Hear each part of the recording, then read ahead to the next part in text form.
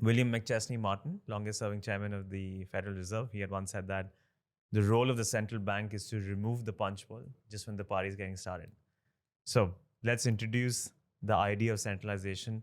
What is centralization? What is a central bank? What role does it play in the world today?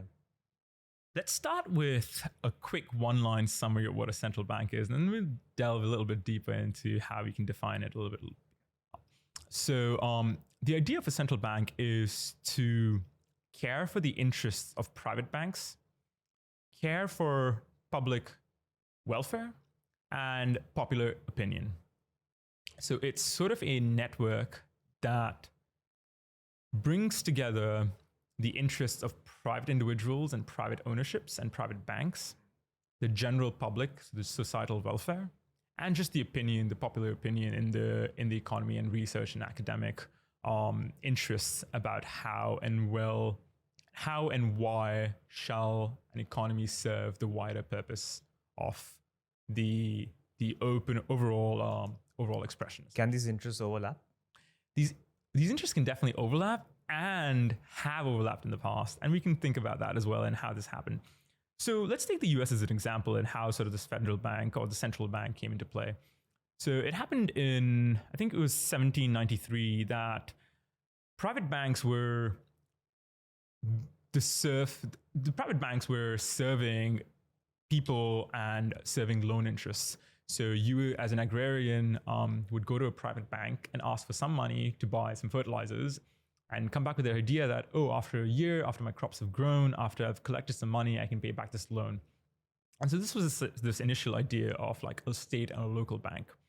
Hamilton in like 1793 decided that the local banks had very competitive rates for the local people, but then started into more of their own interests when it came to external people. So if a person from a different state came to and moved to a different state and then went to a bank, they realized that the banks were more positive and more corrective of people originally from their state, and just a little harsher for people who moved from different states.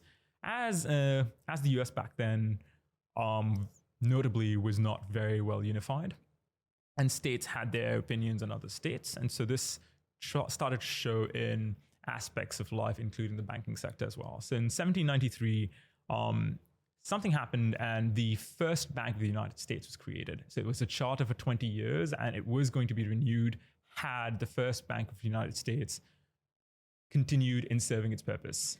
And we'll come back to this purpose in a little bit. What happened in 20 years later after the charter ended was the federal government decided that it did not serve its purpose. It still had this discrimination that we were describing. It moved between its own interests to public interests and had a big demarcation. So friends and family got beneficial rights, beneficial numbers. The non-friends and families had a difficult time even going up to a bank or even getting an appointment to see someone and describe their situation. So and that was 20 years after 1790, I believe it was 1791, so it went up to 1811. A few years later, they realized that we did need an institution that helped create an economy that was more equitable. And so the second Bank of the United States was created 5-ish years later, so in about 1816. Again, similar, had a 20 years charter, lasted up to 1836. And Andrew Jackson was a foe of banking regulations in 1836. He wanted institutions to not be centralized. He wanted like states to rule over their own population and the banks not to be influenced by sort of central policy. And so with every government change, there would be no overall change in sort of the central bank policy.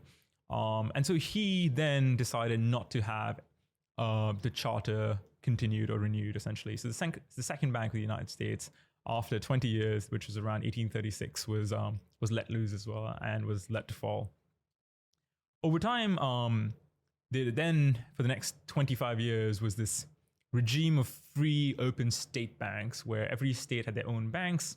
Every bank provided two major functions. One was for the provision of savings for individuals. So individuals would go put their money in a state bank, hope that the state bank, when they came back, provided the money back to them. And the other was for loans. is that, oh, in times of desperate need and for future needs, when they go to the bank, they can acquire some funds and then hopefully pay it back. So these 25 years was this interesting time when state banks regulated their control. They decided who to grant money, who not to grant money to.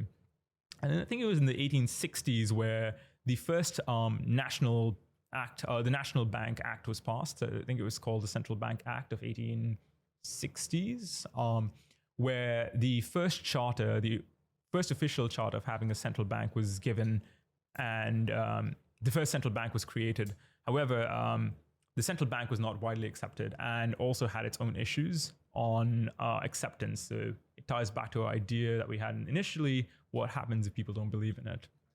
Because as politicians on both sides had ideas and opinions, their voter base, depending on which side of the spectrum you fell on, either accepted or rejected it. It was only much later, I believe in 1913, that Woodrow Wilson finally got a larger majority approval and the Federal Reserve Act was passed. And that created the Federal Reserve that we know about the United States. And this was almost a pivotal moment in time, because the Federal Reserve was then decoupled from the government for the first time, where the mandate of the Federal Reserve is decided by the government, but then the Federal Reserve has no reporting to the US government. They enacted starting in 1913 on an individual mandate, and they had no intersection, no overlap with government control. So they had an independent base and an independent body. And so this helped them to create an idea of public understanding and public approval, because they were separated from the government and they cared solely about public interest and private banking interest. So it was this body that moved away from government control into working for the people and generally by the people. And that sort of is a summary of what happened in the United States. But similarly, in countries around the world, people noted that a central institution that monitored two different things. One was, and we'll come and explain this in a little bit, is the amount of money that is in the economy, and B, how the economy understands and plays with the world around it. So the two most important things, and these were sort of mandated in something called a central bank in most economies in the world. And that's sort of the idea of a bank that serves people and serves interests outside the country.